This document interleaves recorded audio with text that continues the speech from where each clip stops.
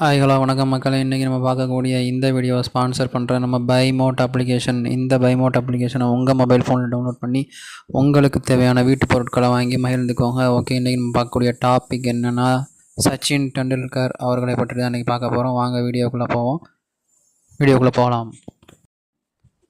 சச்சின் டெண்டுல்கர் அவர்களின் வரலாறு.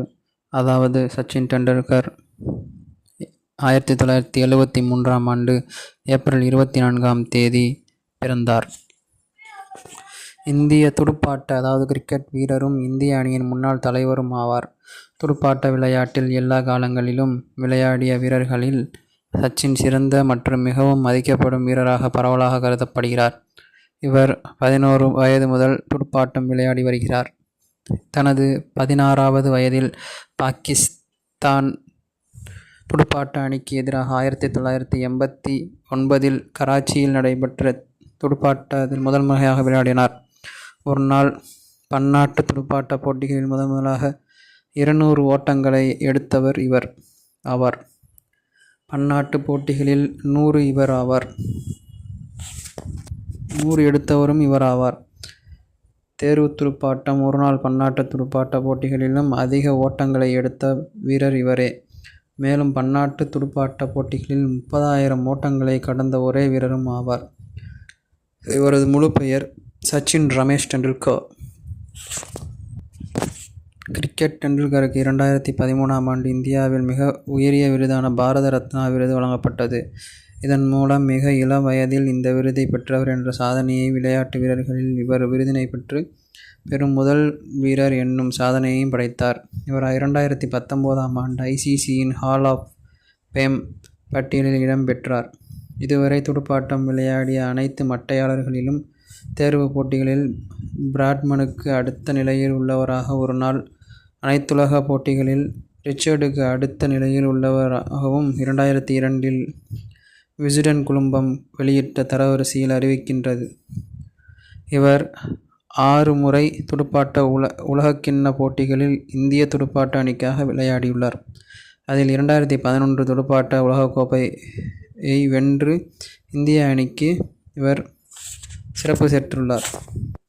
விளையாட்டுத் துறையில் இவரை பாராட்டும் விதமாக 1994ஆம் ஆண்டில் அர்ஜுனா விருதும் 1997ஆம் ஆண்டின் விளையாட்டுத் துறையின் மிக உயரிய விருதுமான ராஜீவ் காந்தி கேல் ரத்னா விருதையும் பெற்றுள்ளார்.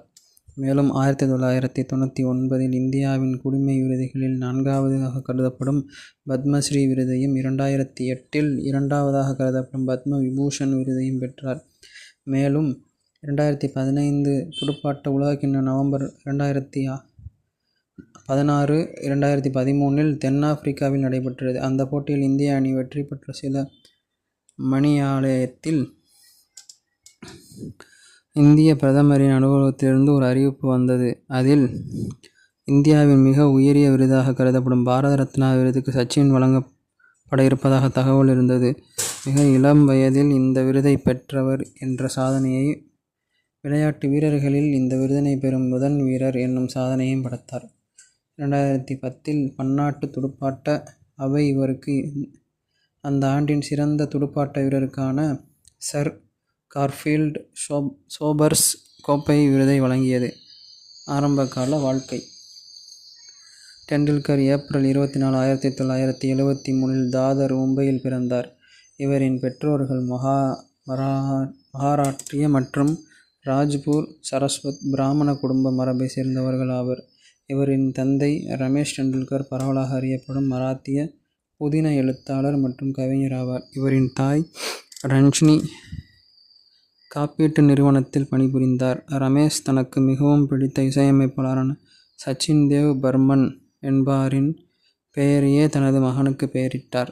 சச்சினுக்கு நிதின், ஐத் என்னும் 2 மூத்த சகோதரர்களும் சவிதா என்னும் மூத்த சகோதரியும் உள்ளனர்.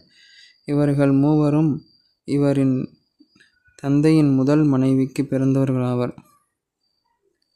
சச்சின் டெண்டுல்கர் மும்பை மாநகரத்தை சேர்ந்த ஒரு நடுத்தர குடும்பத்தில் 4வது குழந்தையாக பிறந்தார். பல துடுப்பாட்ட வீரர்களை உருவாக்கிய சராஸ்திரம் வித்யா மந்திர் பள்ளியில் சேர்ந்தார். மும்பையின் பள்ளிகளிடையே போட்டி ஒன்றில் இப்பள்ளி சார்பாக விளையாடி இருவரும் வினோத் கம்பளியின் இணைந்து 664 ஓட்டங்கள் குவித்து சாதனை புரிந்தனர். இப்படி பல சாதனைகளை புரிந்து மேற்கிந்திய தீவுகளுக்கு எதிராக நவம்பர் 14 முதல் 18 வரை நடைபெற்றுள்ள 200வது டெஸ்ட் போட்டியுடன் பன்னாட்டு துடுப்பாட்ட போட்டியிலிருந்து ஓய்வு பெற்றார். 2013 நவம்பர் 15 அன்று மேற்கிந்திய தீவுகள் எதிரான தனது இறுதித் தேர்வு துடுப்பாட்ட போட்டியினை முதல் இன்னிங்ஸில் 74 ஓட்டங்களை எடுத்து ஆட்டமிழந்தார்.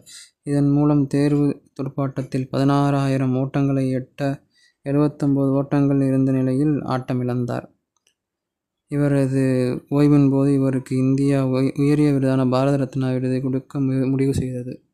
இதுவே அவரது வரலாறு ஆகும். நன்றி, வணக்கம்.